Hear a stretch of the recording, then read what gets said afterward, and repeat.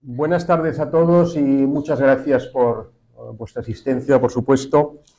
Creo que para empezar había que presentar un poco el contexto de estos actos y bueno, pues coincidiendo con la presidencia española del Consejo de la Unión Europea durante el segundo semestre de este año, la Asociación Cultural Héroes de Cavite, con sede en Cartagena, Murcia, por una parte, que se fundó con la voluntad principal de fomentar y compartir la cultura y la historia de la comunidad hispana, y por otra parte la Asociación de Voluntarios RAS, que muchos de vosotros imagino conocéis, con sede en Bruselas, formada principalmente por expatriados españoles en Bélgica y con una vocación muy clara de defensa de la España constitucional.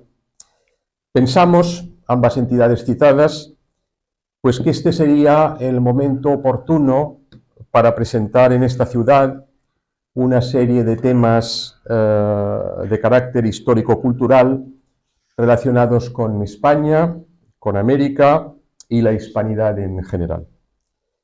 A través de una serie de conferencias semanales que tendrá lugar hasta finales de año. Y si conseguimos ir más allá en el tiempo y convertir estas conferencias en algo recurrente, que es la secreta esperanza que tenemos, pues miel sobre hojuelas, por supuesto. Se trata, por lo tanto, de una iniciativa de la sociedad civil, cuyo objetivo no es otro que el de resaltar y apreciar como se merecen temas de la historia hispana en sentido amplio, tan interesantes como a menudo y desgraciadamente desconocidos. Por citar solo dos, a modo de ejemplo, desde la importancia del real de A8 como primera moneda global, del que versará precisamente la próxima conferencia del 6 de julio, hasta o pasando por el galeón de Manila como precursor de la primera globalización y del comercio internacional entre varios continentes. Con este ambicioso objetivo, tal como lo acabo de describir, el programa propone una serie de debates, mesas redondas y conferencias con historiadores, escritores, académicos, periodistas, pensadores y divulgadores, bajo el título, pensamos, suficientemente explícito, de los jueves hispanófilos. Siguiendo el programa completo, que además está accesible en la entrada, en versión papel, veréis que en principio estáis invitados a estos actos cada jueves, excepto durante el periodo estival, que comenzará pronto.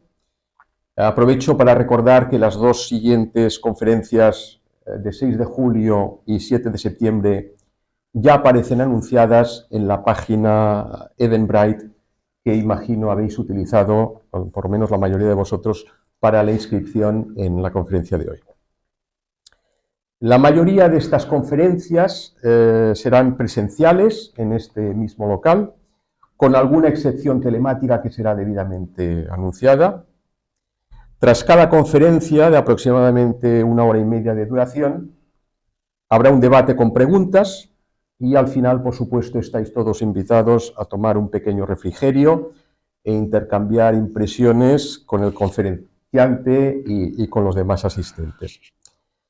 Aprovecho también para deciros que, como representantes que somos de la sociedad civil sin ningún tipo de apoyo, ni institucional ni económico, cualquier contribución, como pueden imaginar, pues es más que bienvenida, y en este sentido pues hemos puesto a su disposición una caja verde junto a las bebidas por si de alguna forma alguno de vosotros pues se presta a colaborar económicamente.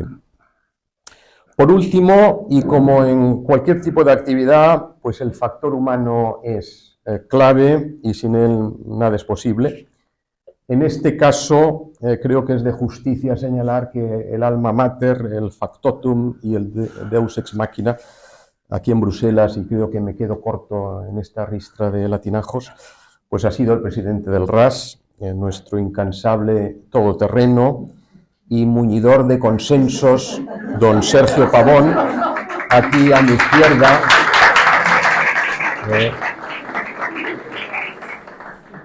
En fin, creo que el aplauso es merecidísimo. Comenzando con el programa, hoy lo iniciaremos pues con la primera de nuestras conferencias, titulada La historia española de Norteamérica, las misiones y los presidios del rey, a cargo del profesor Jorge Luis García, de quien Cristina pues ahora nos leerá una breve biografía. Muchas gracias de nuevo por vuestra presencia y esperamos, por supuesto, veros a todos próximamente en las futuras actividades. Muchas gracias. Buenas tardes, hola a todos. Mi nombre es Cristina Miranda González, trabajo y vivo en Bruselas y soy la responsable de presentar hoy a nuestro primer ponente y hablaros de su biografía, que, por cierto, me ha impresionado al prepararla. Jorge Luis García Ruiz es doctor en Estudios del Mundo Antiguo por la Universidad Complutense de Madrid. Es arqueólogo e historiador, pero sobre todo investigador histórico, especialista en la historia española en Norteamérica, misiones y presidios. Español de nacimiento, de Madrid, para más señas, y norteamericano de adopción, reside en una de las ciudades con más historia hispana de los Estados Unidos de América, San Antonio, en Texas. En los últimos años se ha dedicado al estudio de la Norteamérica española, su historia y su herencia. Jorge Luis es doctor en Filosofía, Historia y Arqueología por la Universidad Complutense, con cum laude, máster en Artes y Arqueología por la Universidad Autónoma y Complutense y Master of Business Administration por el Business School EAE. Tiene una lista interminable de publicaciones y colaboraciones en prensa, radio y televisión en España y en Estados Unidos, que no voy a poder detallar porque absorbería la hora y media que tenemos de conferencia. Son, sin embargo, importantes las conferencias dadas por Jorge Luis en sitios de prestigio como San Antonio Museum of Arts, el Ateneo de San Antonio, Texas State University, el Patronato Hispanoamericano de San Antonio, White Museum of San Antonio, the Texas Lutheran University y otros más.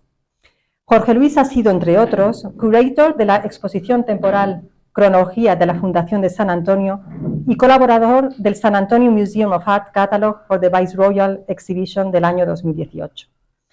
Por último, me gustaría referirme a algunas de esas publicaciones y libros más importantes que incluyen 1718, The Foundation of San Antonio, Texas, San Antonio, The 300th Anniversary of His Birth, San Antonio de Valero, libro de entierros y de bautismos de la misión de 1703 a 1782, Las misiones españolas, publicado en octubre de 2022, y por último, Presidio, Soldados del Rey, de reciente publicación.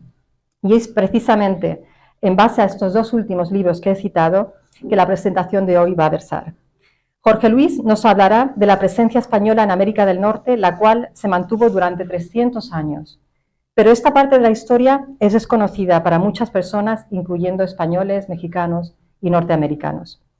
Las misiones y los presidios fueron las piedras angulares de las conquistas, civilización y cristianización de América del Norte.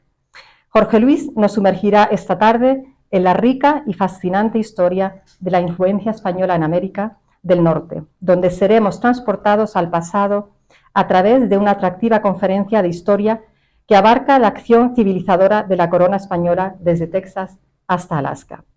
Gracias a todos por vuestra presencia hoy y con ello, the floor is yours, Sergio. Gracias. Buenas tardes a todos, y mi nombre es Sergio Pavón y muchísimas gracias por estar aquí y gracias, por supuesto, por esta introducción a Cristina y a José Luis. Quería simplemente hacer dos salvedades. Una es decirles que es nuestra intención grabar esta conferencia por motivos de confidencialidad, etcétera. Si hubiera alguna persona que tuviera problemas con, en fin, con esto, pues que levante la mano, que lo diga. No obstante, la idea es simplemente grabar al ponente, ¿de acuerdo? En el caso de habrá después un tiempo para preguntas y respuestas con el público. Si esa persona no quiere salir en el vídeo, la idea es ponerlo en YouTube. No vamos a salir en televisión española, pero ganas no nos faltan, pero pues simplemente que lo diga, por favor. Entonces, bueno, simplemente decir eso y decir también que desde aquí, antes de empezar ya en sustancia, darle un cariñoso saludo al presidente de la Asociación Héroes de Cavite, que es Ángel Benzal, es una asociación que está en Cartagena, España, no Cartagena, Colombia. Y bueno, pues a ver si un día lo animamos y podemos traerlo aquí, que venga a presentar en persona la asociación. Ha sido un poco perezoso para coger el avión, pero seguro que lo convencemos. Bueno, pues entonces, Jorge, muchas gracias por estar aquí. Has venido desde Estados Unidos y llevas un maratón de conferencias por toda Europa. Me parece que empezaste el 4 de junio en Madrid, acabas el 6 de julio en Madrid, ¿no? Antes todavía, bueno, y has estado conferencia por día, pero además en sitios de primera como el Real Casino de Madrid y en pueblos perdidos de Castilla, o sea que ha sido una maratón tremenda. Yo tenía miedo de que llegara aquí y nos llegara afónico, pero bueno, parece ser que no, ha aguantado bien. Bueno, pues vamos a ver, Jorge, nos vas a hablar de una parte de la historia, como ha dicho Cristina, que a mí me era totalmente desconocida, que era la presencia de España, de la corona española, durante más de 300 años en esta parte de Norteamérica. Es un tema que, claro, nosotros vemos el mapa de hoy en día y mucha gente, y gente joven, pues se piensa que la acción española pues acabó pues por el Río Grande. Pero después, claro, empiezas a preguntarte y dices, pero entonces, ¿cómo hay que un estado se llama Arizona y cómo hay otro que se llama Nevada y no Snowland, ¿no? ¿Qué pasa aquí? Santa Bárbara, Sacramento. Claro, uno empieza a decir, bueno, entonces, ¿dónde se pararon aquí? ¿Dónde se paró la corona española? ¿Aquí o más al norte? Entonces, yo creo que es interesante y por eso queríamos traerte aquí, porque tú has estudiado, como nadie, los registros de las misiones españolas en Estados Unidos, y estudiando esos registros te diste cuenta de que no solamente eran registros donde había bautizados, fallecidos, matrimonios, etcétera, sino que te encontraste con una cantidad de información de historia impresionante, lo que has llamado en una ocasión cápsulas de historia, y de ahí te va a dar, yo creo que para escribir 5 o 6 libros. Por tanto, yo pienso que es un tema muy interesante. Nos vas a hablar, por un lado, de las misiones, y estas misiones que iban siempre al lado de un presidio. Y Jorge va a entrar en detalle y nos va a decir cosas interesantísimas, como por ejemplo que en esas misiones los indios se acercaban de forma voluntaria, los indios optaban por el bautismo, y que en esas misiones se les daba protección. En fin, no voy a anticiparme. The floor is with you. Te toca a ti y para adelante, Jorge. Muchas gracias por estar con nosotros.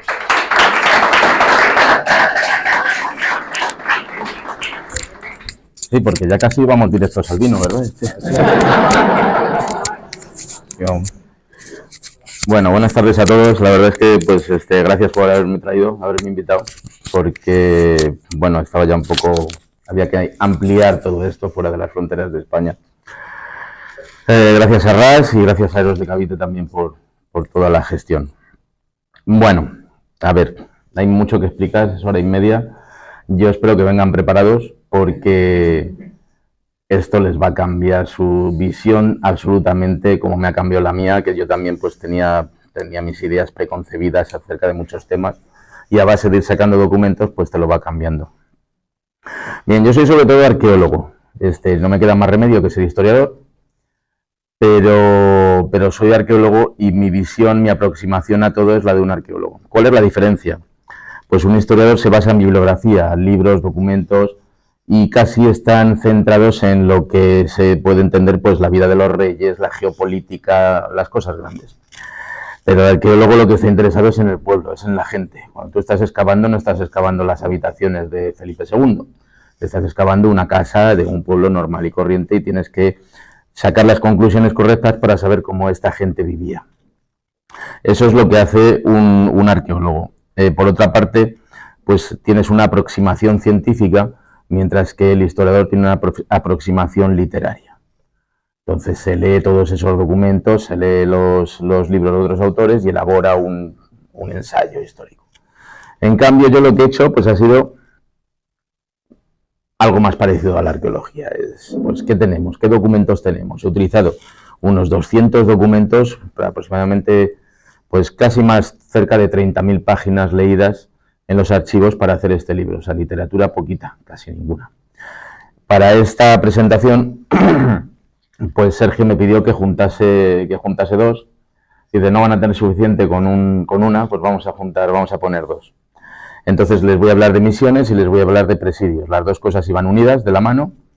Se establecían misiones y había que poner defensa para que los indios agresivos pues no acabasen con esas misiones, aunque muchas veces lo conseguían.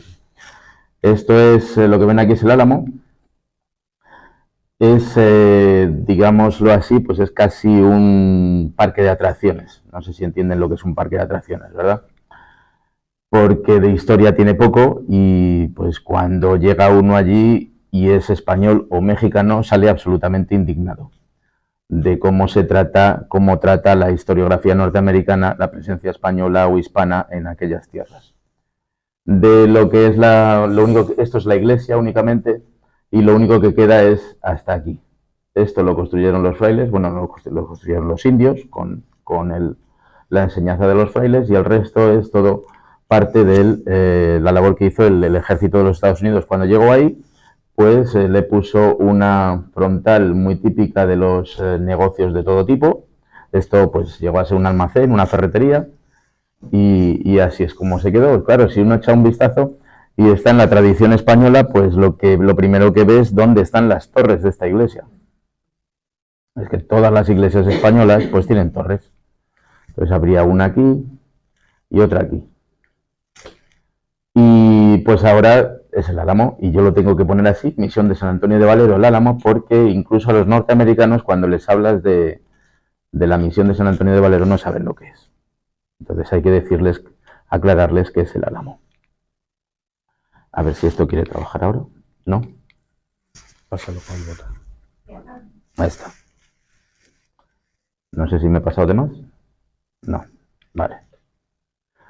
Bueno, lo que yo hice primero fue trabajar con el beneplácito de la Archidiócesis de San Antonio. Pues trabajé en los libros registros de la misión, en este caso concreto, de la misión de San Antonio de Valero. Como vemos, pues los libros registros pues son pequeñas obras de arte, bastante maltratadas por la historia. Esta es la portada original, en cuero, de 1703. Es los primeros libros que se escribieron en San Antonio, en Texas. Y los escribieron los frailes españoles. Esta es la obra final, son 3 tomos, bautismos, entierros y matrimonios, está todo registrado. Y a simple vista, pues uno puede decir, ¿qué tiene esto? No sé si es ahí. Escritos solo los nombres y algunos datos y fechas de gente que ni tan siquiera conocemos porque murieron hace 300 años. Entonces, ¿qué importancia puede tener esto? Bueno, pues quizá a simple vista para nosotros no la tiene, y yo lo que hice fue un trabajo no solo de transcripción, absolutamente, pues intenté respetar un poco la construcción de la página, hacerlo leíble, porque estos documentos pues son muy difíciles de leer, incluyen una cantidad enorme de abreviaturas, y el angloparlante cuando lo intenta transcribir pues es un auténtico desastre. No se intentó y entonces ha tenido que llegar un hispanohablante para explicárselo. Entonces, este es el documento original, una de las páginas, y el resultado pues es este. Como veis, pues he respetado más o menos lo único, pues que aquí pues están desarrolladas todas las abreviaturas y ya la información está accesible para todo el mundo.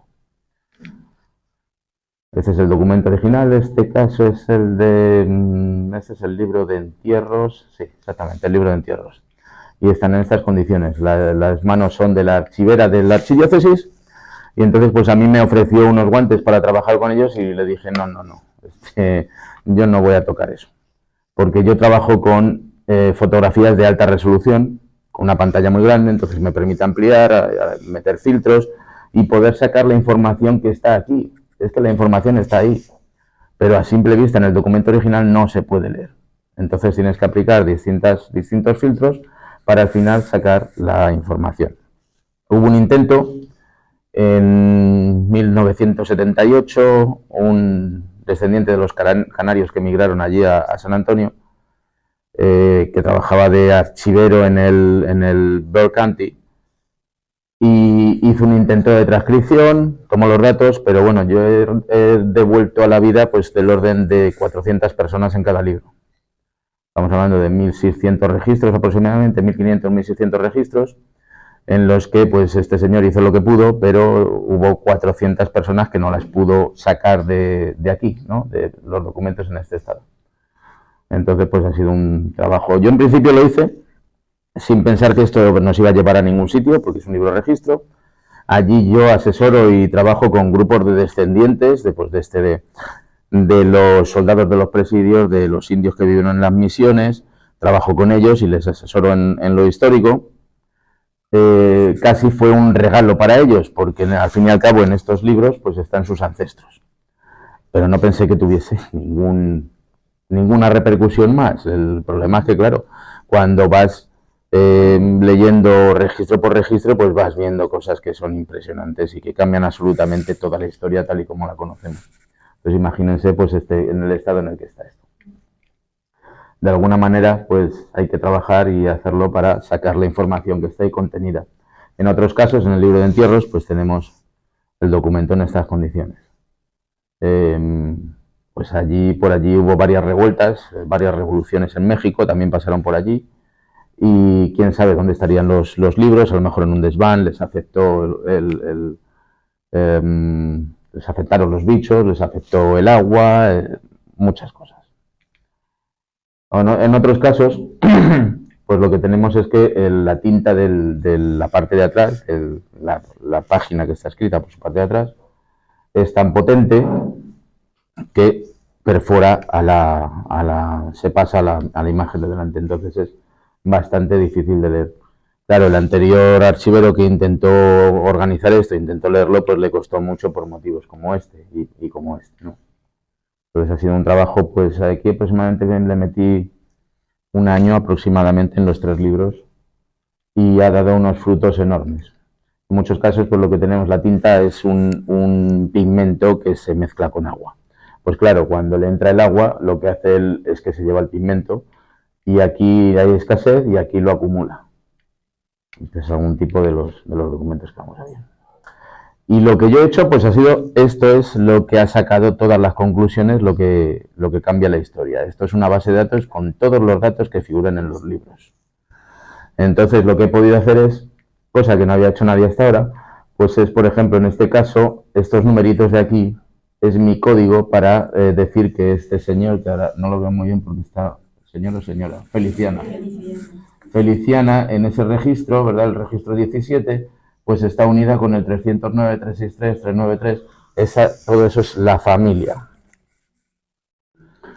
de ella. Entonces lo que tenemos en muchos casos pues son hasta 4 generaciones de esa familia de indios que vivieron en la misión pues durante los 80 años de la misión. Perdona, Jorge, para la gente que está aquí, ¿de qué época estamos hablando exactamente? 1700. La misión se funda en 1700 en el Río Grande y luego en 1718 se muda a San Antonio de Valero.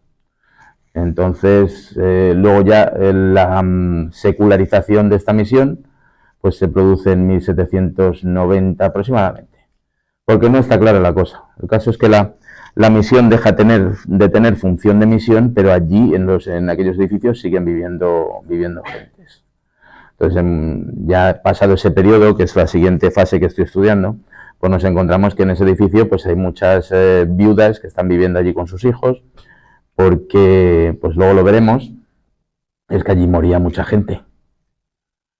Así es, la gente muere y no tiene que ser por causa de alguien, que en aquel momento pues se moría. Entonces, toda esta base de datos, que son 1600 para cada libro aproximadamente, pues es la que arroja una información enorme. No os podéis imaginar, o sea, las conclusiones son que echan por tierra absolutamente, y principalmente lo que echan por tierra es esa famosa leyenda negra que se nos ha atribuido a los españoles. Básicamente lo que se nos ha venido diciendo históricamente pues es que las misiones pues eran un lugar de esclavitud y como un campo de concentración, totalmente alejado de lo que están reflejando los documentos. Entonces las misiones, lo que les proveen a los indios, esta es una maqueta de la misión de San José, allí en San Antonio tenemos 5 misiones, una es la de San Antonio de Valero, que les he enseñado previamente y de la que solo queda una parte del muro de la iglesia, Las misiones pues tenían este aspecto. La misión de San José se la reconoce como la reina de las misiones. Me imagino que en Sudamérica pues habrá algunas que estén mejor, pero la reina de las misiones es lo que se dice en los Estados Unidos de América. Hay algunas en California que las he recorrido ya todas, pero están muy transformadas. Entonces han seguido en activo y algunas pues son prácticamente edificios nuevos de hace 20 años. Han perdido básicamente todo su interés histórico. Las misiones, pues es un muro que protege la misión, ¿verdad? Muchas veces dicen, bueno, pero es que el muro era para que no se escapasen los que viven en la misión. Pues no, el muro es para guardar los rebaños de vacas y de ovejas por la noche. Entonces, luego hablaremos un poquito de esto en los presidios. Los apaches, que eran los principales enemigos y los que venían a atacar, ellos venían a robarse los animales y otras cosas. Nunca atacaban directamente al presidio español porque eso era un suicidio, entre otras cosas, pero ellos venían por la noche a llevarse pues las reses, las vacas y los caballos que se hubiesen quedado despistados y siempre pues con poco peligro. Entonces este muro, que tiene unos 3 metros de altura, pues es muy fácil escalable y ya está de salto para estos indios. Pero lo que hace el muro es que evita que saquen la vaca. O sea, el indio puede meterse, pero no puede sacar la vaca. Básicamente. Entonces ese era el tema. Esto que ven aquí, pues son las casas donde vivían los indios. Donde vivían los indios y donde vivía el soldado que cuidaba del fraile en la misión. Porque lo que verán en esta presentación pues es que no había diferencia entre España y América. Entonces se vivían, lo mismo que vivían ellos, se vivía en España. Claro, si uno va al Palacio Real en Madrid y dice, oh, ¿cómo vivía este señor aquí, verdad? Con tantas habitaciones y tan grande. Pero no tenemos que comparar la misma escala social. O sea, el trabajador, el labrador en España vivía de la misma manera que vivía el labrador en los Estados Unidos, en aquella época. Bueno, lo que llevan los frailes pues es un sistema primero de protección contra los elementos. Hay que tener en cuenta que en aquella zona pues cuando llueve, llueve. Entonces en los registros nos dicen, ha venido una tormenta como no se ven en España. Se ha pasado toda la noche y yo las he sufrido allí en Texas porque las sigue habiendo. Entonces, y lo veníamos comentando en el coche, ¿verdad? Que la temperatura es más o menos, pues no le voy a decir que sea la de Canarias, pero es bastante cálida durante todo el año, pero de repente te viene en febrero un frente frío y estás toda la semana a 14 bajo cero. Así es aquello. Entonces es que desde Europa, pues no se puede hacer una idea de la magnitud de aquello, tanto geográfica como climática, como aquello es tremendo, a todos los niveles. Entonces, las misiones ofrecían protección. Claro, evidentemente todo esto lo construyen los indios, por supuesto, pero como cualquiera se construye su casa en todas partes. Los indios no estaban esclavizados construyendo el muro, o como se sugiere desde Estados Unidos en algunas ocasiones, que dicen, aquí tenían los frailes a los indios esclavizados para construir estas preciosas misiones. Pues oiga, no, porque en el año 1700, que yo sepa, el turismo se inventa en el año 1880, por ahí, en Londres. Hasta ese momento nadie sabía que iban a venir mareas de gente a ver las misiones, como fuesen. Entonces, los indios se construyen su propia casa, cultivan sus campos porque lo están haciendo para ellos mismos, no lo están haciendo para nadie más. Esto es un granero, entonces es el lugar donde hoy precisamente se encuentra esta maqueta. Esta foto está sacada en el interior del granero. Entonces el granero, lo que llevan los frailes además es ¿cómo decirlo? La forma de acumular comida. Porque los indios hasta ese momento pues eran cazadores-recolectores en esta parte del territorio. Si encontraban una chumbera, pues ese día comían chumbos, otro día comían cualquier otra cosa. Lo que traen los frailes es la acumulación, graneros y acumulación. Porque claro, cuando vienen maldadas, viene una sequía, pues nadie come. Entonces hay que tener un granero lleno de productos de la tierra para cuando llega el el verano seco o el invierno duro, pues tengan comida. Y esta es la iglesia. En el caso de la que hemos visto antes, en el caso de San Antonio, la iglesia se intentó poner esas 2 torres, se intentó poner las cúpulas, pero se cayó. Entonces ya no tuvieron impulso en esa misión para terminarla. Lo cual quiere decir que el tema religioso no era el primordial. Era un tema, sí, pues tenían una iglesia seguro más pobre en la que los curas les daban su catecismo a los indios para hacerlos españoles, pero no era lo primordial el tener una iglesia preciosa allí como la que tenemos ahora. Lo que llevan pues es un intercambio. Lo que hizo España allí pues es acabar con el hambre en ambas partes del océano, en ese momento conocido, porque en Europa se pasaba mucha hambre también. Entonces lo que hacen los españoles es llevar pues todo tipo de animales grandes que no existían en aquel lugar. Los llevan para allá, los crían, y otra serie de productos, las frutas que a nosotros, a España, nos trajeron, en gran parte nos trajeron los árabes, pues todo se lleva para allá. Además, en muchos casos, el maíz, que es la planta original de América, lo que tienen allí es un maíz pobre que da unos 200 granos, una mazorca pequeñita. Lo que hacen los frailes pues es hacer injertos y hacer selección de granos y consiguen la mazorca actual que da pues 10 veces más y por tanto da de comer a 10 personas más que la otra. Y al contrario, lo que viene de América pues es algo tan sencillo, tan cotidiano para nosotros como la patata. Entonces, hasta que llega la patata, lamentablemente Europa, que siempre ha estado en guerra, por allí, por los campos de trigo y de todo cultivo, pues pasaban los ejércitos con sus caballos arrasando campos de trigo y arrasando absolutamente todo. Cuando había guerra, pues no se comía, se moría.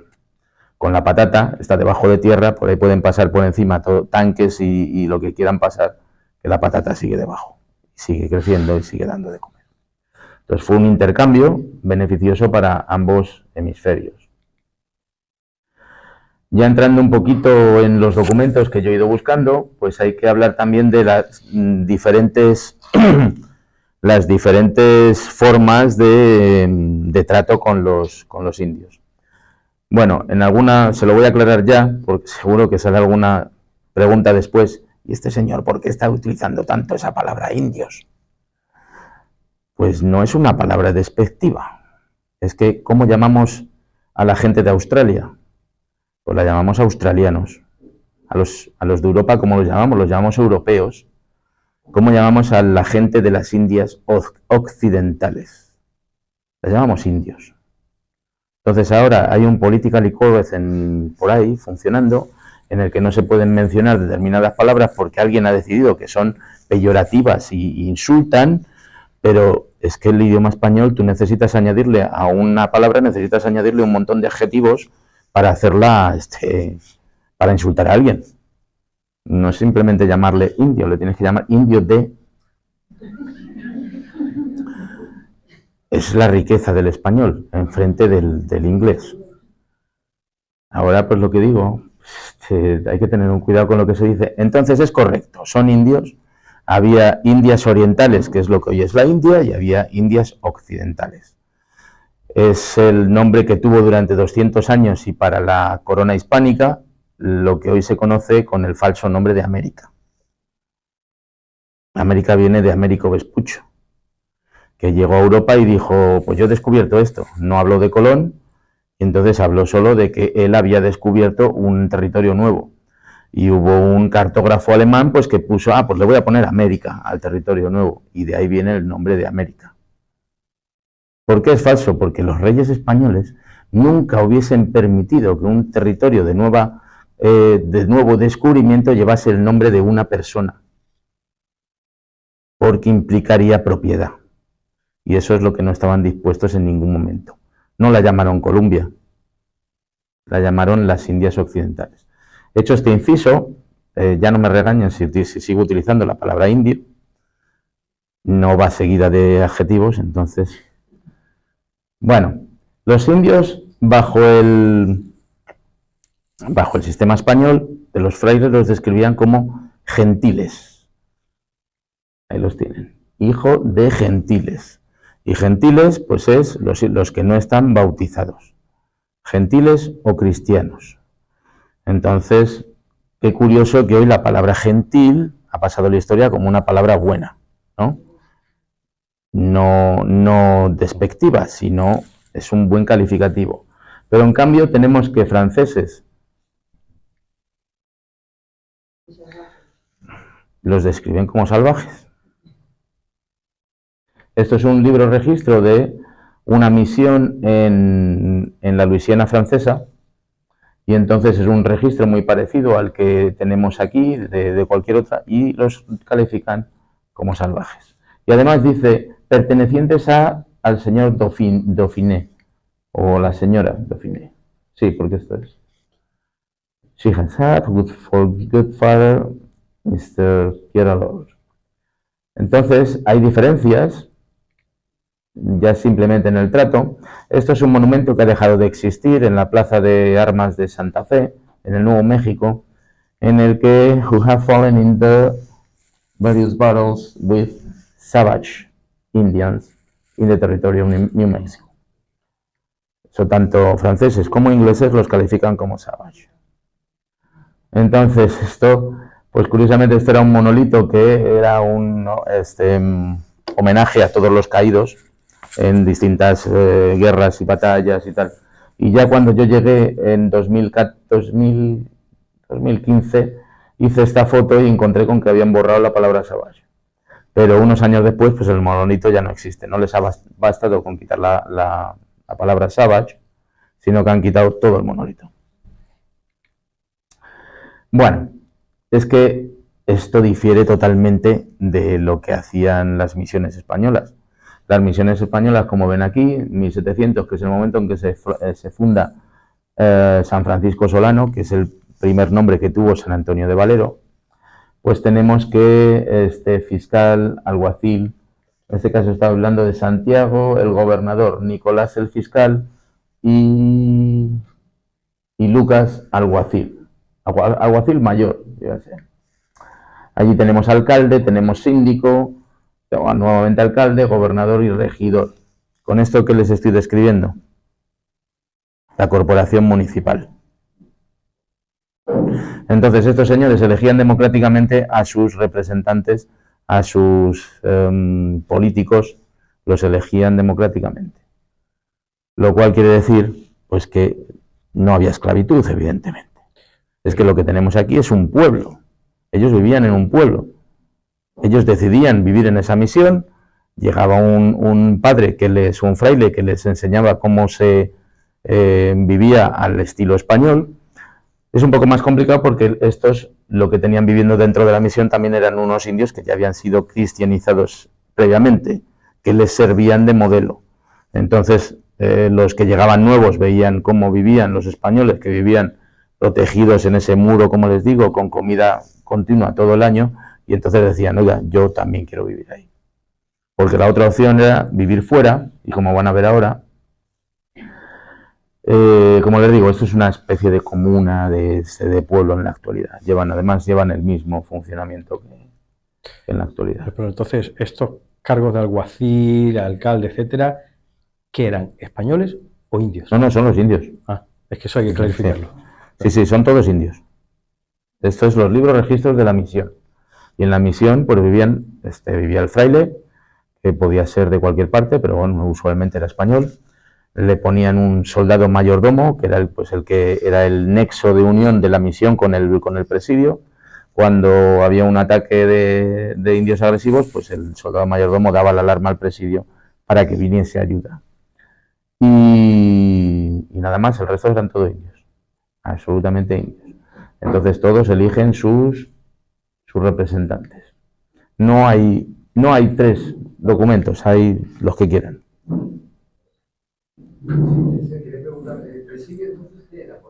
Vamos con ello. Vamos con ello. Es que me han pedido que haga una mezcla de las dos cosas. Y mejor si pueden guardar las preguntas para el final y vamos a tener una sesión de... Bueno, hablando de esclavitud, pues en los libros de las misiones, en 500.000 de palabras que tiene el libro de registro de los bautismos, medio millón de palabras, 500.000, pues esclava y esclava. Son las dos únicas veces que aparece esclavo, esclava, esclavitud, etcétera, etcétera, etcétera. O sea, no había ningún complejo en hablar de esclavitud, era un tema que estaba recogido en ese momento, que todo el mundo lamentablemente practicaba. Todos los países también. Pero les recuerdo que tampoco debemos ver la historia con nuestros ojos actuales y con nuestros prejuicios actuales o nuestra moral actual. Destaca eso, destaca que no había esclavos en las misiones. Entonces lo que tenemos es esta señora, que se llama Juana María de Abonsa, o sea, tienen apellidos, no se llama Punta Quinte, ni se llama nada por el estilo, y entonces esclava de José Antonio Rodríguez. Qué casualidad que esta señora bautizan a Ana de Jesús, de Nación Mezquite, le puso por nombre Bernardo de la Asunción, no, espera un momento, no, vale. Están bautizando a Bernardo de la Asunción, y entonces su madrina es Juana de Abonsa, que es esclava. No sé si lo saben, pero la Iglesia Católica, el padrino, la madrina, es quien sustituye al padre en caso de fallecimiento. Hace 200, 300 años, pues la Iglesia Católica, no les voy a decir lo serio que se tomaba estas cosas, mucho más que hoy en día.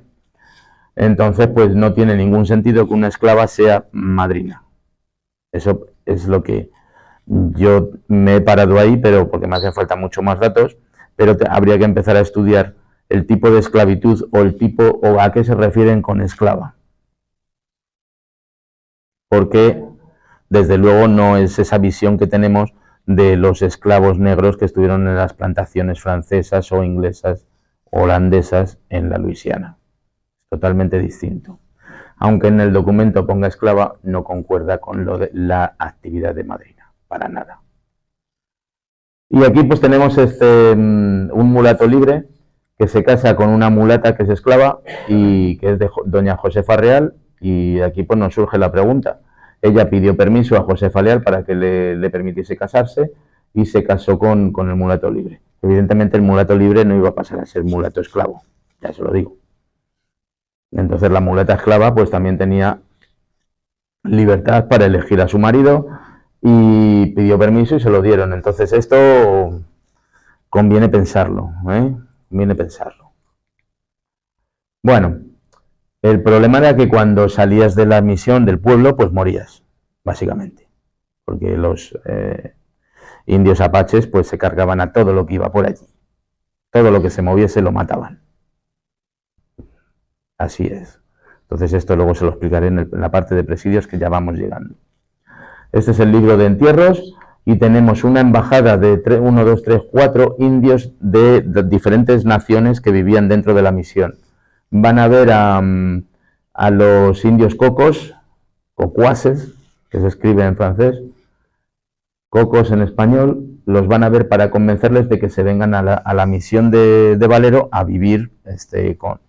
Bueno, pues poco menos que se los comieron a los 4. Uno se escapó y fue el que contó lo que había pasado, pero los otros 3 los mataron.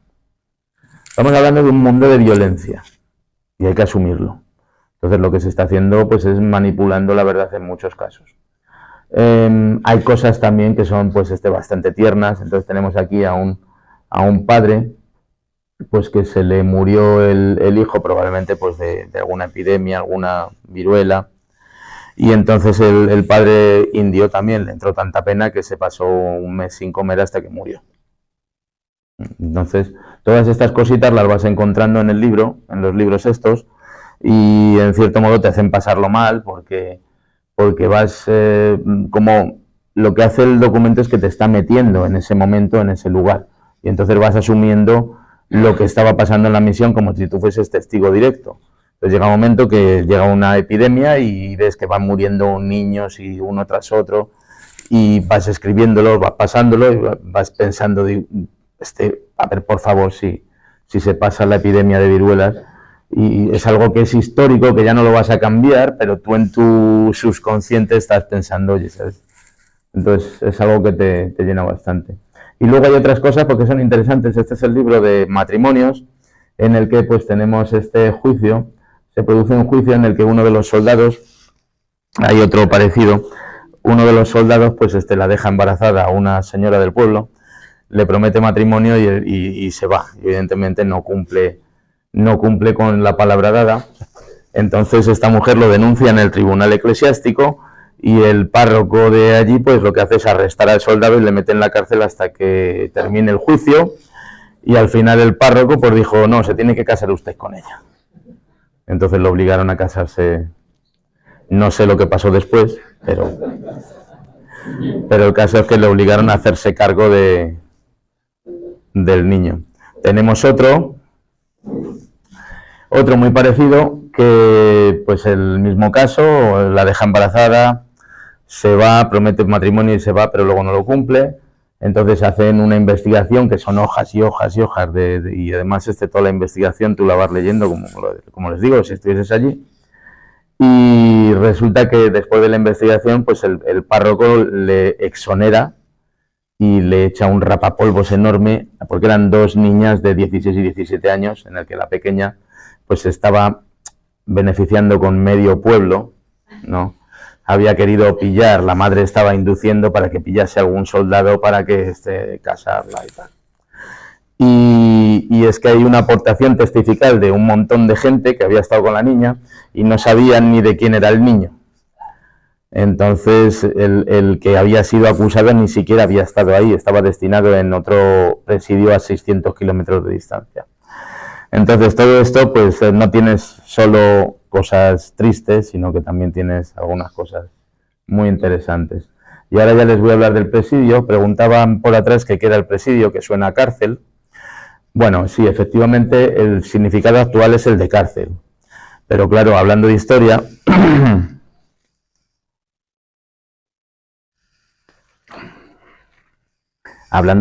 pues no puedes consultar los diccionarios actuales. Lo que tienes que consultar son los diccionarios de hace 200, 300 años, que son los que te lo van a explicar. El presidio es un grupo de soldados que defiende el territorio. Yo ahora estoy presidiendo esta sala. Estoy en una posición, bueno, en este caso no, pero en otros casos estoy más alto, y estoy observando, controlando toda la sala. Pues los soldados presidiales, lo que hacían era que controlaban el territorio. Y por eso se les llama presidios. Es una herencia que viene de Roma. Los romanos ya lo ponen en práctica y son pues esos destacamentos militares que construyen un fuerte y se meten allí en las limes, en la lime germánica o en la Arabicus, se meten allí y defienden el territorio. Esto luego lo hereda España porque, pues aunque le pese a muchos, es que somos romanos. Somos básicamente romanos, tenemos toda la herencia nuestra, es Roma. Y somos los que luego llevamos, esa Roma la llevamos a América, no la llevaron británicos, la llevamos nosotros.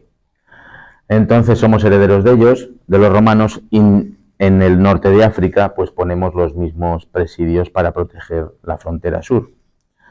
En Norteamérica, pues ante los infinitos ataques que los indios agresivos estaban cometiendo contra los transportes, las poblaciones, las misiones españolas, pues el virrey Enríquez en 1564 pues lo que hace es importar a Norteamérica, importar el sistema de presidios. En España, en aquellos momentos, pues te podían condenar a 4 sitios fundamentales. Si tenías dinerito, pues te metían en la cárcel, en un castillo, en una torre, pero claro, te tenían que dar de comer. Y gastabas dinero y no producías nada. Entonces las otras opciones pues era te ponían a picar en una mina, a remar en galeras, que era muy usual, o si no te condenaban a servir como soldado presidial en la frontera, con el mismo sueldo que los soldados presidiales. Esto lo que dice pues es que al soldado presidial pues realmente le pagaban muy poquito.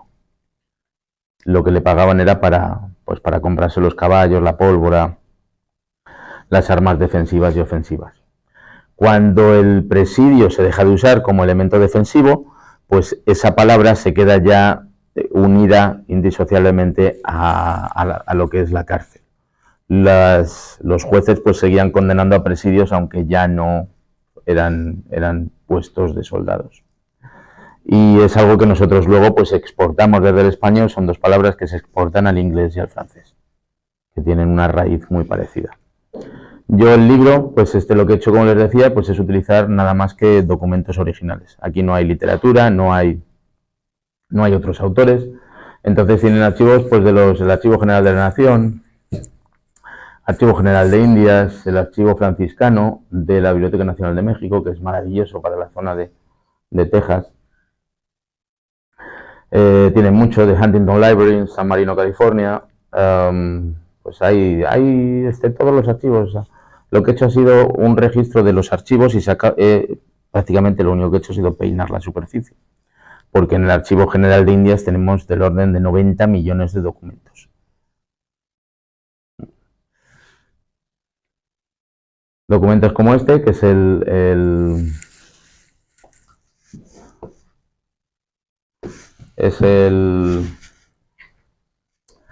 expediente Oñate. Entonces, si les pongo aquí, pues lo más probable es que solo identifiquen esto, ¿verdad? Don Juan de Oñate, que es su firma. Es que hasta desde 1700 aproximadamente, siglo XVIII, pues la caligrafía que utilizaban escribanos, y sobre todo es que antes del siglo XVIII solo podían escribir documentos los escribanos, pero después del siglo XVIII pues los documentos los escribían más o menos todo el mundo. Entonces la caligrafía que se usa desde el siglo XVIII es muy parecida a la actual. Esto puede ser útil, pero claro, les acabo de decir que los documentos ya no los escriben escribanos, sino que los escribe cualquiera. Entonces por una parte está bien, pero por otra, claro, hay documentos que son ilegibles por mala caligrafía. Antes del siglo XVIII, pues la caligrafía es esta, y de lo que se trata es de aprender un idioma nuevo, básicamente. Este documento tiene 4.000 páginas. Bueno, no, son 3 documentos unidos a al expediente Oñate, y son 4.000 páginas, que me han llevado 2 meses de lectura, de tortura. De tortura. Al final sí, pues ya vas aprendiendo pues como quien aprende griego clásico o latín clásico, y al final te acostumbras y lo terminas leyendo, pero los primeros tiempos pues son bastante difíciles. Bueno, presidios. Seguimos con presidios. Esto es lo que España lleva a América. Claro, es que Hollywood nos está contando una historia que está totalmente contaminada. Entonces, como no sabíamos, ahora sí sabemos porque se puede leer el libro y se puede saber esto, pero hasta ahora no sabíamos qué eran los presidios ni nada, no sabíamos nada. Entonces, lo que sabíamos pues era que Hollywood había hecho unas películas del 7º de Caballería, el general Custer y todos sus soldaditos en el fuerte allí en la pradera, y todos muy azulitos. Pero claro, lo que se hace es, si esto es así en el futuro, pues vamos a retrotraerlo y imaginamos cómo era en el pasado. O sea, si los norteamericanos son descendientes de los españoles en este sentido militar, pues entonces los españoles también tenían que estar viviendo en fuertes. Entonces lo que hacemos el presidio pues es un fuerte. No, el presidio es un grupo de soldados, hay que entenderlo, no es un fuerte. Pero claro, vemos eso y es que nos estamos equivocando totalmente de base, y es que la conquista que los americanos hacen de América es totalmente distinta a la española. Los americanos hacen una conquista militar, van a la llanura, allí ponen un fuerte de palitos, como a ellos les gusta, y allí meten una compañía únicamente de soldados. El español hace otra cosa. El español hace una conquista poblacional. Entonces, lo que hace es establecer poblaciones, ya sean de cristianos o de una misión de indios, los establece normalmente en territorio enemigo. Y con ellos establece allí un presidio de soldados, 50, 100, los que sean, para defenderlos. O sea, no el presidio, la compañía presidial hay que entenderla como es un cuerpo militar, pero que hace funciones de policía en un entorno rural.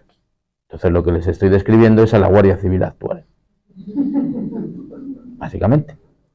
No es un precursor, pero es un precedente, porque hacen el mismo servicio.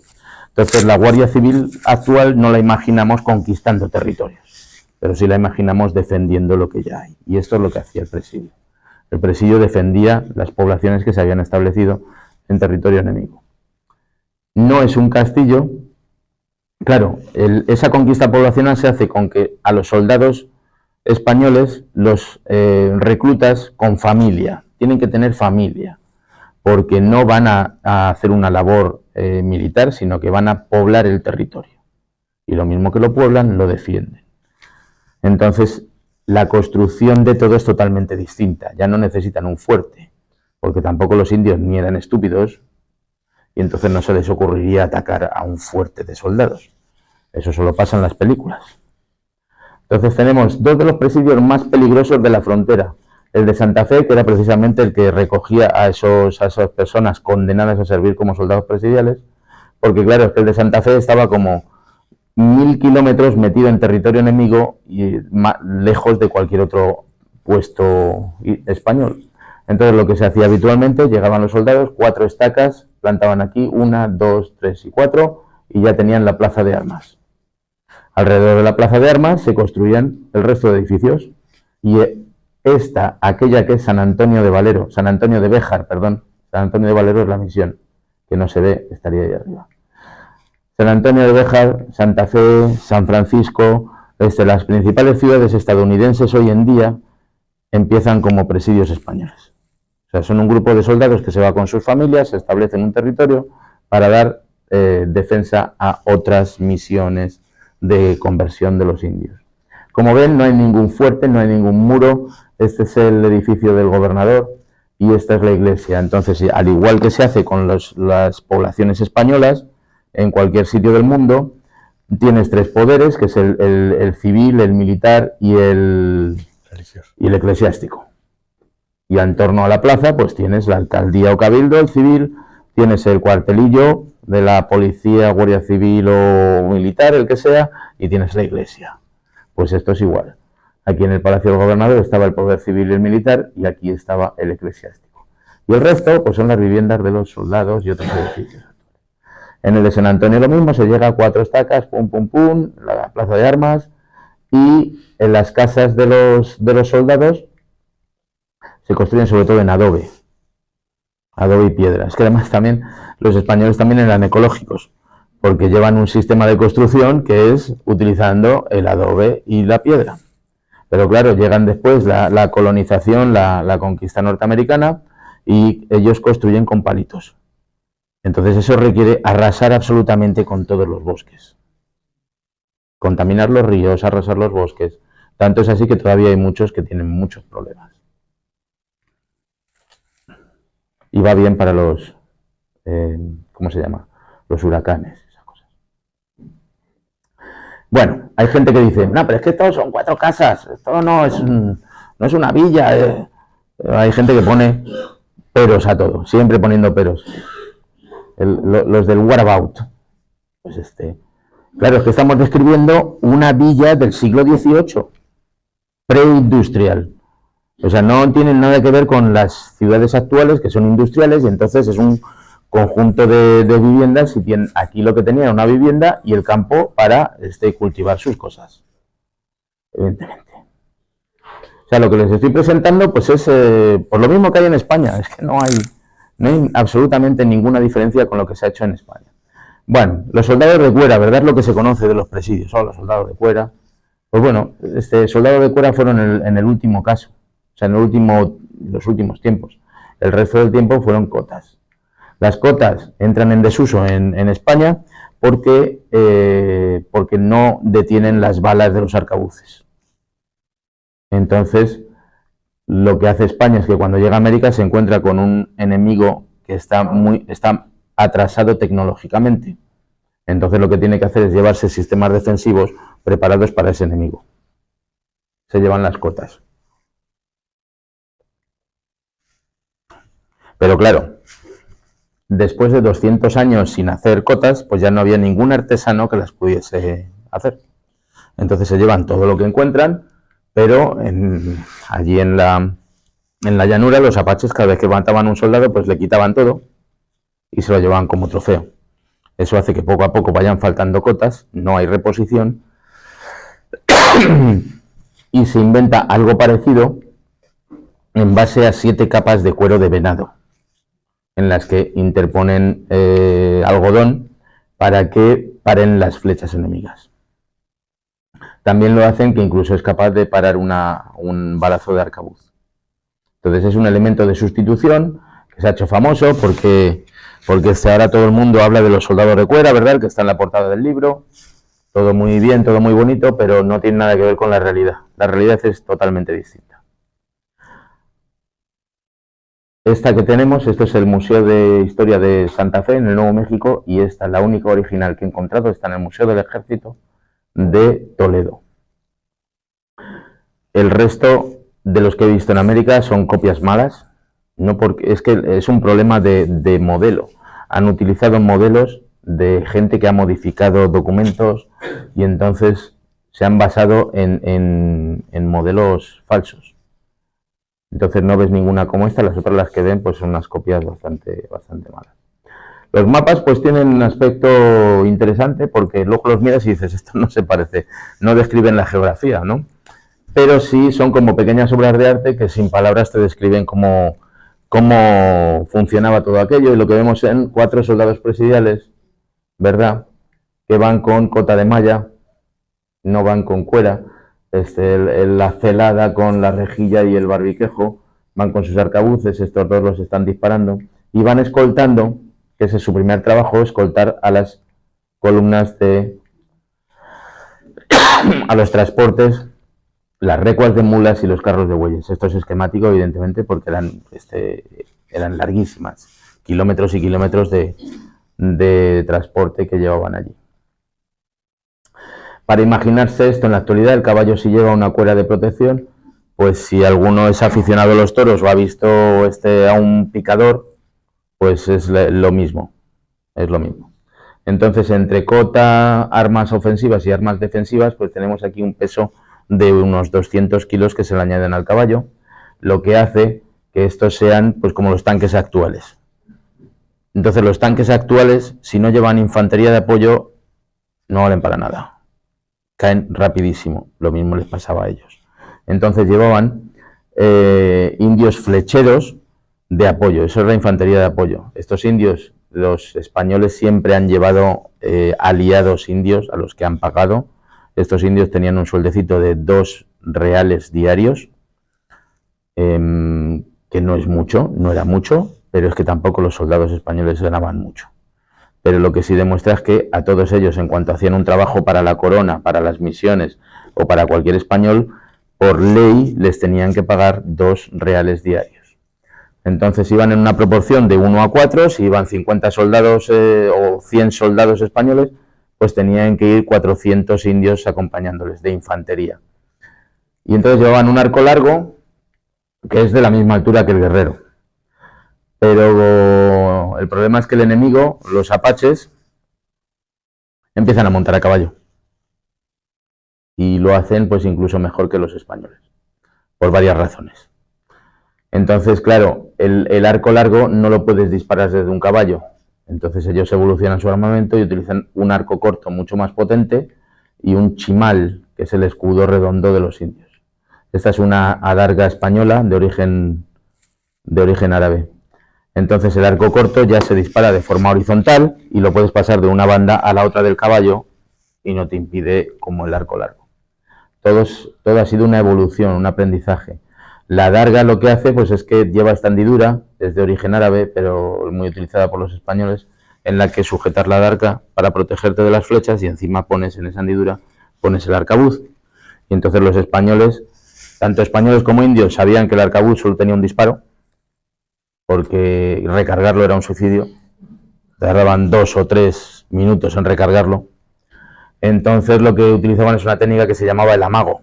Entonces el amago pues era apuntar a uno y otro, no disparaban casi nunca, pero mantenían al indio alejado, a ver quién es el guapo, ¿no? A ver quién es el guapo o el chulo que da el primer paso. Entonces se llamaba el amago. Claro, una vez que caía el primero, pues ya el resto de los indios se abalanzaban sobre el caballo y sobre los soldados y ya había que defenderse con el sable o lanzando el caballo. Claro, como les he dicho, los soldados españoles estos estaban terriblemente mal pagados. O sea, no se pueden hacer idea. Claro, en un principio los soldados presidiales eran a tiempo parcial, eran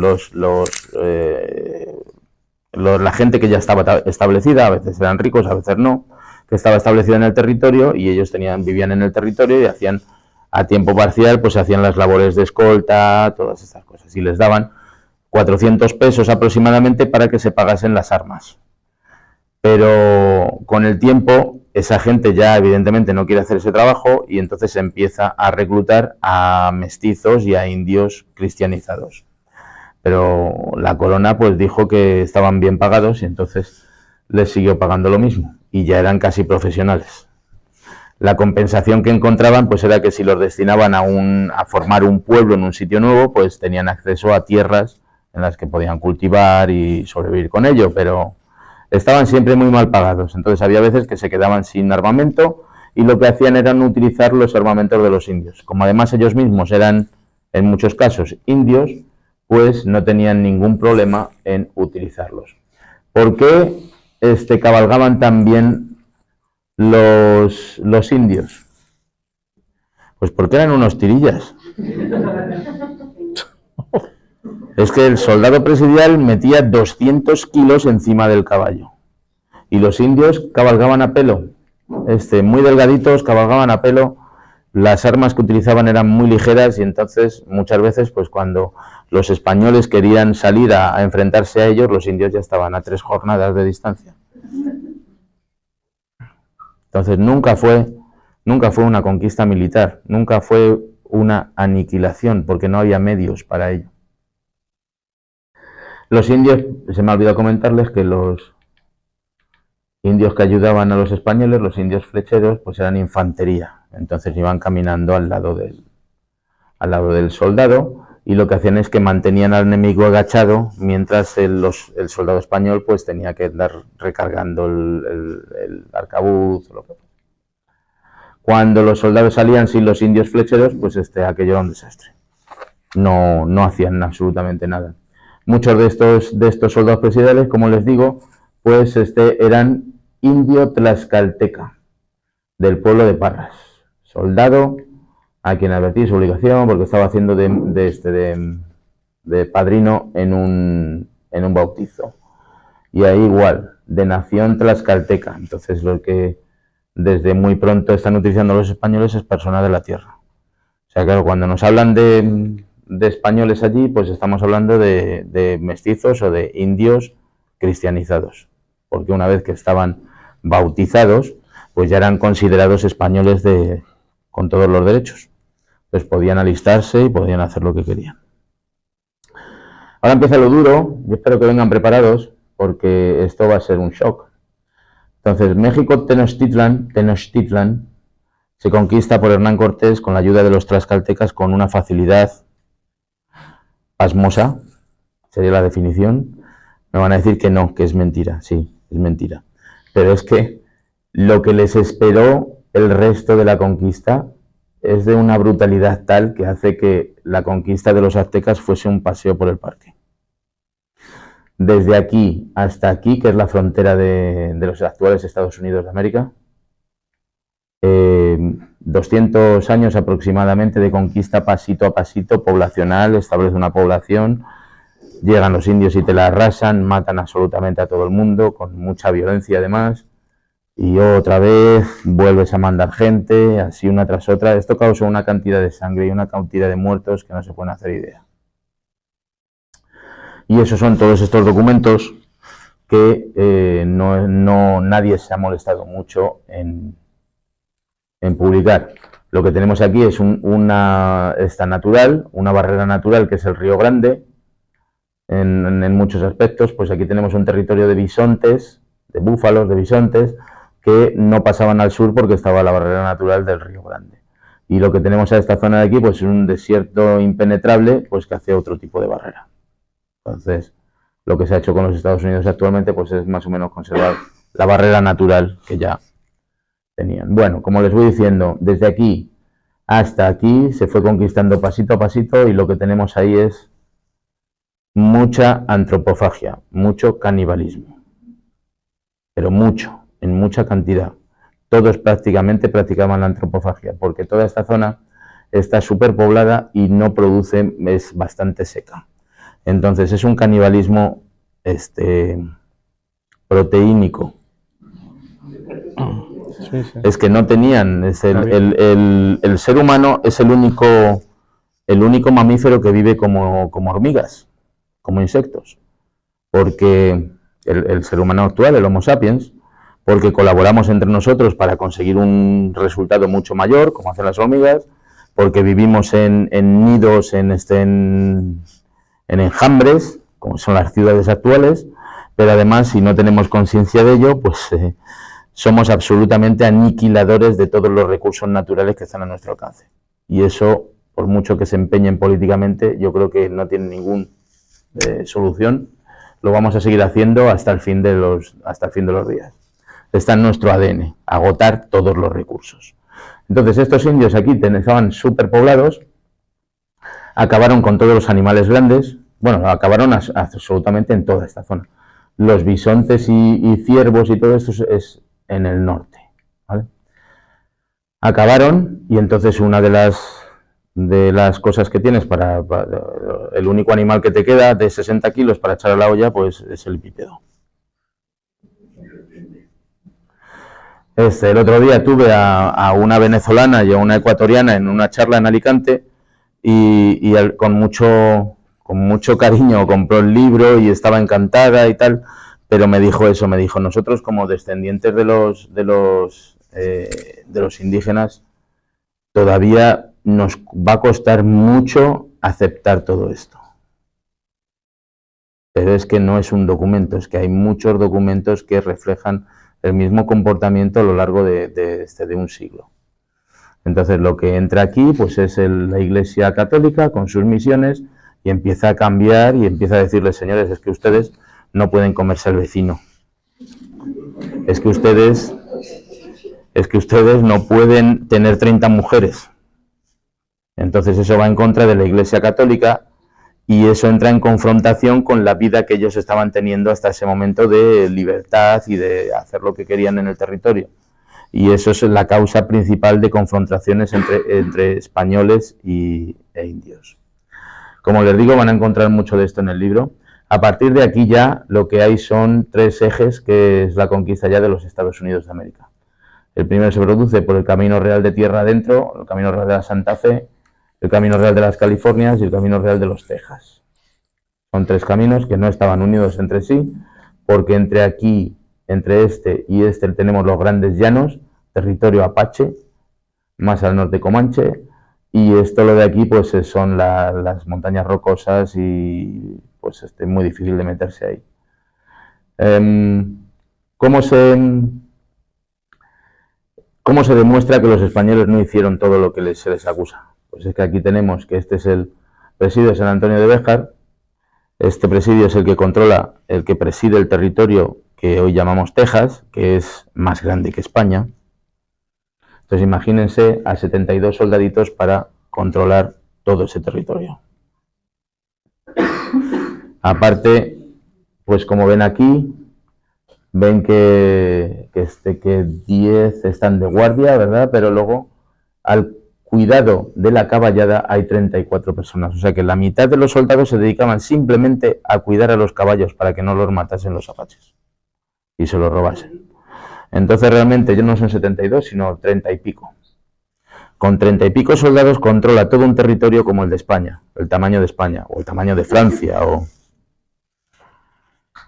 Ya no empiezan a fallar, las cuentas esas de genocidio y de aniquilación empiezan a fallar por todas partes. Sé que me estoy excediendo y entonces les voy a saltar, por ejemplo, esto se lo voy a saltar, ¿verdad? Porque ya me ha echado el jefe la... ¿No? ¿Todavía no? Tenemos 10 minutos todavía. Vale. Bueno, pues imagínense en Arizona que llegan un soldado español, se sienta en esta roca desde donde yo hice la fotografía y se encuentra con este paisaje. Yo llegué al cañón del Colorado, me imagino que alguno habrá estado por allí, lo habrá visto, y lo que haces es sentarte en el borde del cañón y simplemente pasas media hora intentando entenderlo. Intentando entender los tamaños, lo grande que es aquello, porque es muy difícil de entender. Por lo mismo, los mismos les pasaría a los españoles, que llegaron que este valle pues tiene casi, pues tendrá 70, 80 kilómetros de distancia de un lado al otro, en el que perfectamente caminando tardas 3 días y te puedes morir ahí tranquilamente. Entonces, este tamaño, lo que se encuentran los españoles aquí, pues es este es el cactus típico de Texas, de Arizona, y lo que se encuentran pues es esto, una sequía enorme que les hace hacer que algo sea inabarcable, imposible. Se sentaría y diría, bueno, ¿qué hago aquí? ¿Qué hacemos? ¿Cómo afronto esto? ¿Voy para allá o me quedo? Ni idea. Pero el problema que tenemos en Texas, esa es la misión de San Bernardo en un pueblito mexicano que se llama en Guerrero, en el estado de Coahuila, frontera con los Estados Unidos, pues lo que tenemos allí es un exceso de agua.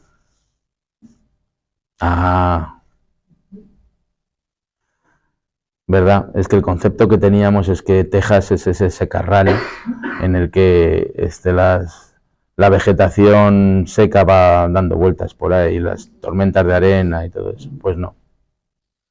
Es que Hollywood, como Texas ha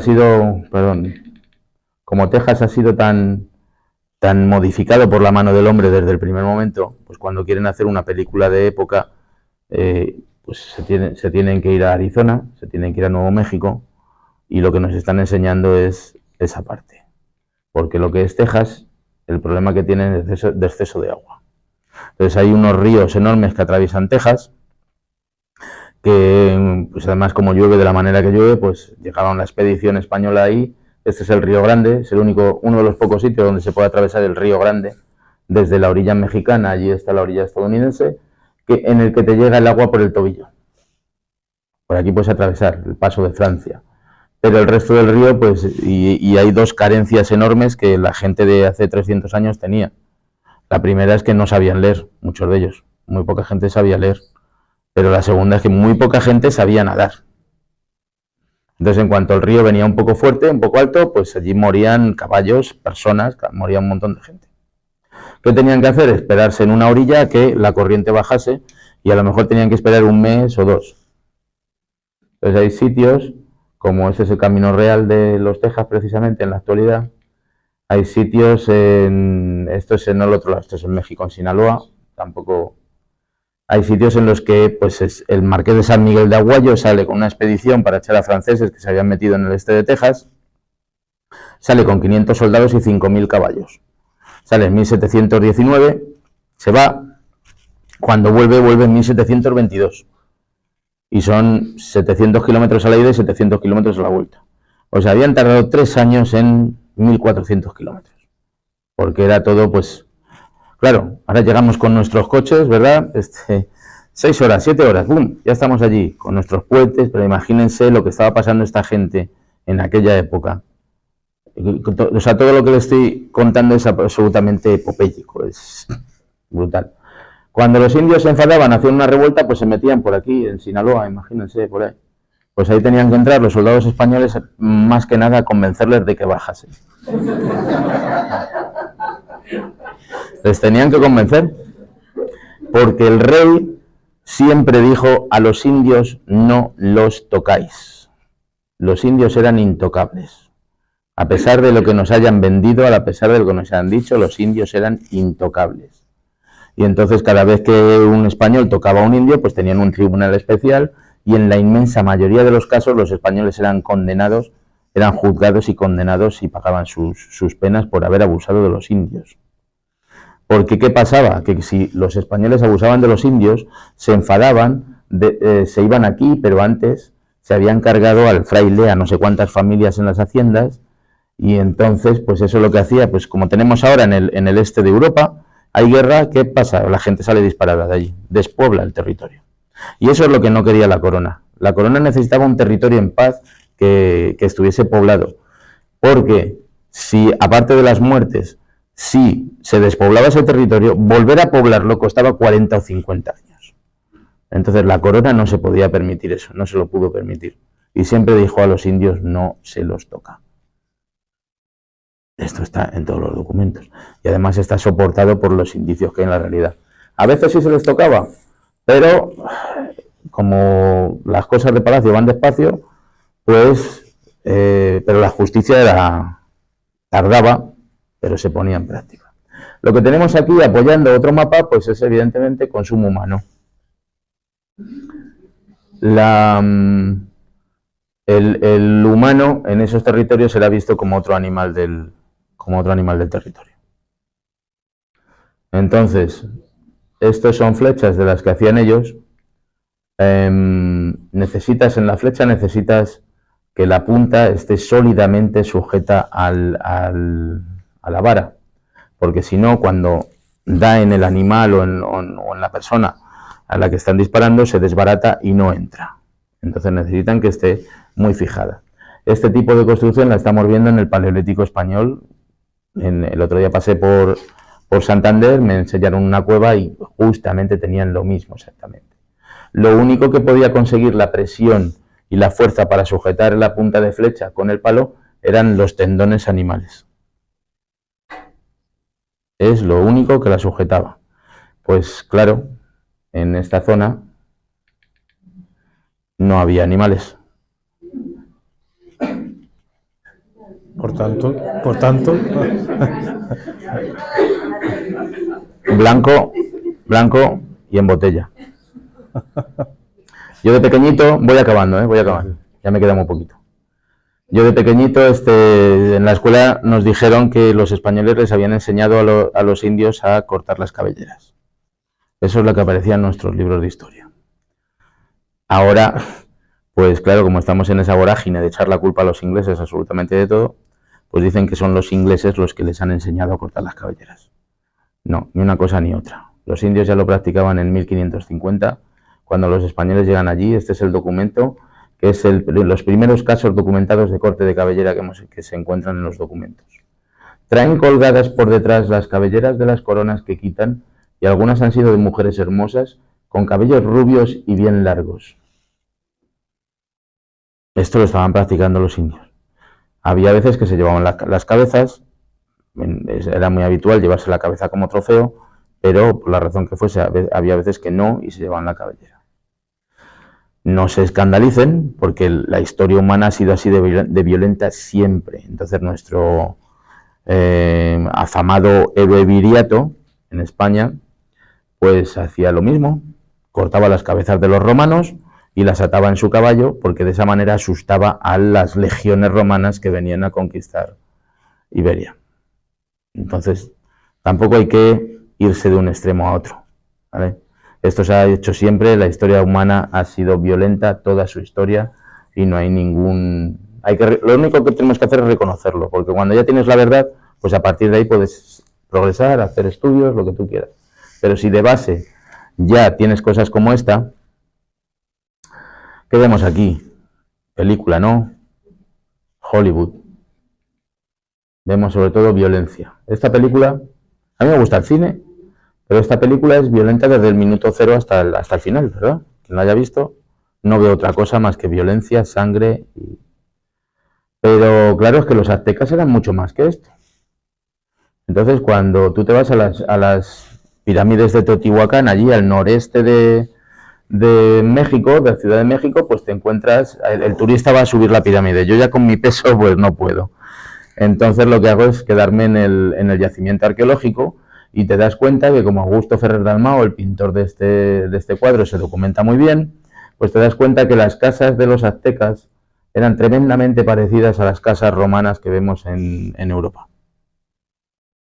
Entonces eran edificios cuadrangulares con un patio interior, porque la vida se hacía al interior, con un patio interior con un estanque. Es que no podemos decir los aztecas estaban en el Paleolítico, no estaban mucho más avanzados. Entonces no necesitaban la rueda porque no tenían animales para tirar de los carros. Entonces no necesitaban la rueda, la conocían. Y hay gente que se está basando en esto que les estoy diciendo para decir, eran atrasadísimos, está totalmente justificado. Pues no, como les digo, tenemos que sacar la verdad, toda la verdad. Tenemos gente muy normal En su cultura, evidentemente aquí no podemos esperar españoles o franceses o cómo vestían en ese momento, pero en su cultura había gente normal. No era todo violencia, ¿no? No era todo violencia, era gente normal también, sí.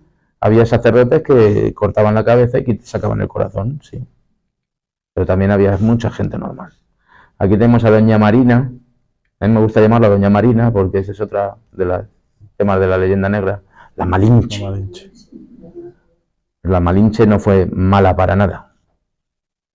Hizo mucho por su pueblo, la verdad. Tenemos esto. Perdón.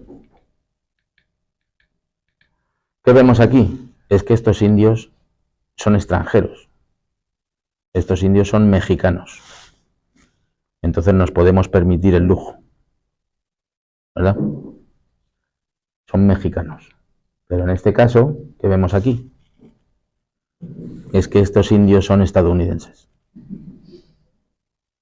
Entonces ahora hemos estado como 100 y pico años en los que el bueno era el blanco, el malo era el indio, y ahora de repente llevamos 6 o 7 décadas en los que, no tantas, 5 décadas, con el politically correct, que los indios son los buenísimos de la película.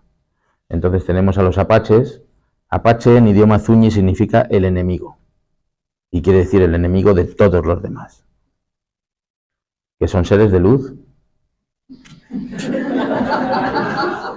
Se comunican con los animales, le rezan 30 Ave Marías al búfalo antes de comérselo, le piden perdón. Es que esto no tiene nada que ver con la realidad. Es que no tiene nada que ver, y esto es lo que nos están vendiendo. Nos están manipulando de una forma tremenda. El apache, que es este que está aquí, de la llanura, mataba a todo el que pasaba por su territorio, que no hablaba atabascano. Atabascano es el idioma que hablaban ellos. Como no hables atabascano, se acabó. A todo. Y entonces luego también mataron miles de búfalos para vender sus pieles y conseguir mosquetes y fusiles franceses y otro tipo de cosas que les gustaban. Entonces ahora estamos diciendo, no, es que estaban en comunión con los animales. Nos están contando una grandísima mentira en todo esto. Ya voy terminando. Los apaches. Pues aquí tenemos apaches que, como ven aquí, dicen: bauticé solemnemente a una párvula como de 3 años, hija de padres gentiles, de nación Utah, que el día 29 de julio vendieron los apaches en esta misión. Pues los apaches son el principal enemigo que tuvo España en aquel territorio. El principal enemigo, el más agresivo. Pudo acabar con la Nueva España tranquilamente. Así lo dicen los documentos de los gobernadores.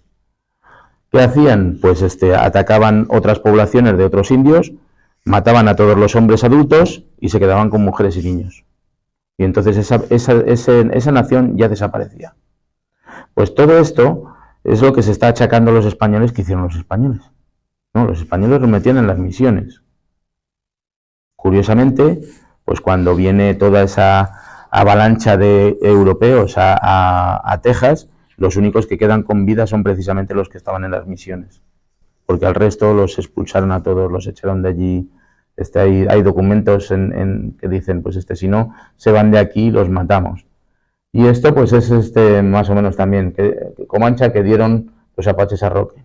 Entonces los apaches son el depredador máximo que hay allí, pero de hombres, de animales y absolutamente de todo. Y ahora nos los están queriendo vender como si fuesen seres de luz. Esto es lo que, ya termino con esto. Esto es lo que España llevó allí. ¿Cuál es la diferencia?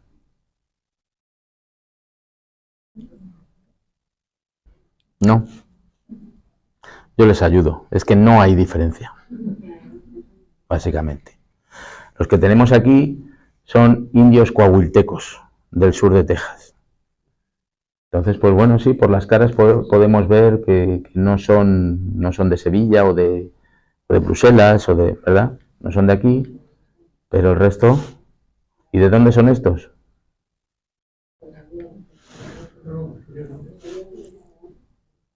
O sea, esto es lo que España llevó para allá. llevó España. O sea, lo que había aquí es lo que estableció allí.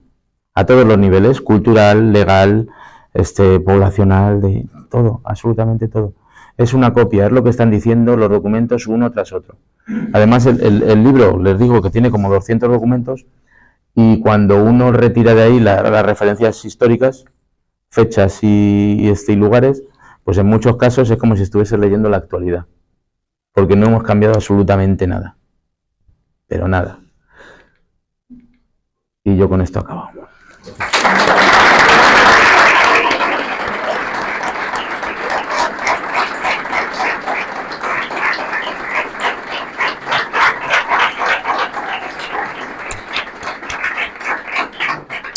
Bueno, pues muchísimas gracias, Jorge. Vamos un poquito corto de tiempo, le estamos quitando tiempo al cóctel, pero yo hoy me gustaría ver si podía coger una o dos preguntas, no más, y si alguno de ustedes tendría alguna pregunta que hacerle a Jorge sobre el tema. Sí, allí veo una... Perdón, que estamos cortos de micrófono. No, yo creo que se me oye bien, ¿no? Sí, pero para la grabación sí. Ah, bien. Hola, buenas tardes. Hola. Mira, hablando de indios, hace como unos meses escuché, no recuerdo exactamente qué cargo tenía, sé que era el presidente de una asociación, no sé si era de tribus indias de Estados Unidos o algo así, y dijo, y recuerdo, bueno, el discurso fue bastante interesante. De hecho, la primera pregunta fue, ¿dónde están los indios de Nueva York? Que desaparecieron todos. ¿Y cómo es posible que se hable mal de España cuando en los territorios que fueron de España son en los únicos en donde quedan indios? ¿Eso es así? Sí, es cierto. Sí. No se puede justificar. En muchos casos lo que se ha dicho es había 60 millones de indios y ahora llegaron los españoles y quedaron, no sé, 5. Es una barbaridad lo que están diciendo. Bueno, pero es que en ningún caso están contando que bajan los indios, pero suben los mestizos. O sea, lo que se está haciendo es mestizando la población. Eso es lo que nunca se cuenta, nunca les van a decir. Claro, progresan mucho los mestizos, llegan españoles, se mezclan con la población indígena, crean mestizos, y evidentemente hubo muchas epidemias también que acabaron con mucha población. Pero están sustituyendo una población por otra. Por otra parte, pues ahí sobre todo le están acusando mucho a la Iglesia Católica por las conversiones forzadas, por los bautismos forzados. Bueno, pues a mí lamentablemente no me pidieron permiso para echarme agua por la frente. Tengo un nombre que pues me gusta porque es el mío, pero podría haber sido cualquier otro. Tengo toda mi infancia la pasé los sábados en catequesis y los domingos en misa, y aquí sigo. Entonces, lo que nos vienen a decir es magnimizar el tema de las conversiones forzadas, y en cambio no nos están diciendo que los indios que no estaban conversos o los liquidaron o los empujaron fuera del territorio. Y esto lo hicieron, pues es que es la historia, no hay que mentir tampoco. No lo hicieron británicos, no lo hicieron españoles, no lo hicieron ni tan siquiera los franceses, lo hicieron los norteamericanos. Entonces sí, ¿dónde están los indios de Nueva York? Pues muertos o en las reservas. ¿He contestado? ¿Sí? ¿Alguna otra pregunta del público? Sí, aquí tengo dos, por favor. Tengo el joven y después el señor. El joven y el joven también. Los dos. Perdón. Muy buenas. Yo le quería preguntar si hay posibilidad de reeducación, es decir, ¿hay algún camino para corregir esta historia que pues, a nosotros nos han explicado de esta forma que es errónea? ¿O es una tarea demasiado difícil? Es que siempre digo que es un problema político. O sea, no es ni tan siquiera un problema de países, de fronteras, de que nosotros estemos en contra de los estadounidenses. Es un problema interior de cada país, es un tema político. Hay gente que de un determinado partido político está utilizando la historia para atacar a la otra parte, y mientras no solucionemos ese tema, pero lo que se trata es lo que yo en el libro lo que saco, pues en España tenemos 3 o 4 garbanzos negros que hay que sacarlos a la luz, que hay que asumirlos. En definitiva, ¿qué estoy diciendo? Que hay que sacar la verdad, y a partir de la verdad, pues entonces igual empezamos a hacer que los politólogos no escriban libros de historia, entre otras cosas. Mientras no consigamos separar política de historia, no vamos a conseguir nada, porque toda esa política se mete en los libros de texto de las escuelas. Yo lo que trato es de eso, de sacar la verdad y pues que la gente lo lea y que saque sus conclusiones.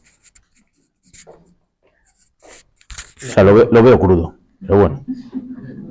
No, una pregunta muy simple. Cuando usted cuenta esto en Estados Unidos, ¿qué acogida tiene lo que usted está diciendo aquí? La primera parte buena, porque es la de las misiones. Me ha costado años de empezar y sobre todo el descubrimiento de esos libros de bautismos y todo esto, pues les estás enseñando la verdad. Y entonces empiezan a ver que las misiones no son campos de concentración, de extinción, de... Y entonces lo que me aparecen pues son pues gente hasta que me abraza. Sí. He tenido en alguna ocasión hay reunión de nativos y hay gente que me viene, pues en un stand y yo me siento allí, y viene y me pregunta, yo no sé si yo soy de la tribu Jumanos y no sé si tengo algún familiar antepasado en la misión, y entonces pues le saco esa base de datos que he creado, empiezo a darle información y pues a una señora en concreto le saqué 10 antepasados. Entonces pues se le saltaron las lágrimas, me abrazó, tengo fotos, bueno. Entonces realmente te llena totalmente porque dices, estás haciendo un trabajo que a alguien le está haciendo feliz. Pero claro, el de los presidios, también es que hay mucho descendiente de los soldados presidiales allí. Yo no pensaba que esto fuese a funcionar allí, pero claro, es que hay una cantidad enorme de descendientes de gente que se va a ver representada en el libro. Entonces ya se está trabajando en la traducción al inglés y la venta en Estados Unidos. Pero claro, el tema de lo que les digo, el tema del canibalismo es muy difícil de asumir. Entonces, ¿qué hago? Poquito a poco. Poquito a poco. ¿Alguna otra pregunta? ¿No? Pues, bueno, yo tengo la última ya antes de irnos al cóctel a celebrar tu conferencia. Tú que has estudiado el tema, ¿piensas que podemos salir de esta habitación, de esta sala de conferencias, pensando que la acción civilizadora de la corona española en todo el oeste de Estados Unidos fue positiva o no? Hombre, pues depende del público, depende de lo que... ¿Qué piensas tú? Yo mi camino ha sido ese, mi camino ha sido yo era prehistoriador, es lo que me gustaba, creo que es donde están las grandes preguntas, y era prehistoriador y yo llegué a América con los mismos prejuicios que puede tener todo el mundo, pensando pues que había mucha leyenda negra. Empecé a tirar de documentos, sacar documentos y descubrí que era todo lo contrario y que sí, que se hizo una labor civilizadora. Pero claro, eso es un camino que tienen que emprender cada uno. Yo, como muchas veces digo, no me crean, agarren los documentos, libros, un papel en blanco, un cuaderno en blanco y empiecen a investigar como he hecho yo desde, como se dice en inglés, desde scratch, desde cero y para adelante. Es que esto es una experiencia personal, es como ir al Camino de Santiago, esto lo tienes que hacer tú, no nadie. Yo puedo venir aquí, les cuento esta historia, pero lo tienen que experimentar ustedes. Bueno, pues yo creo que nos encantaría quedarnos contigo muchísimo tiempo, pero por desgracia tenemos... Me suele pasar. Suele pasar. No lo ponemos en duda. Bueno, darte las gracias, decirles a las personas aquí que, bueno, tienen el libro en venta de Jorge fuera, en una mesa, y atenderán si quieren comprarlo para una persona que les ayudará y tal. Y quería decirles también que no se olviden que el jueves siguiente tenemos la siguiente conferencia, que va un poquito también, un poco relacionada con el tema de Estados Unidos, que es el Real de A8, el peso hispano, que nadie lo sabe, pero bueno, cuando Inglaterra le compró a Singapur, al sultán correspondiente, el sultán de Singapur dijo que solo aceptaba moneda española para el pago. Y China, durante 350 años, el imperio chino solo aceptó mercadear con los países europeos, Holanda, Inglaterra, Francia, etcétera, solamente con moneda española.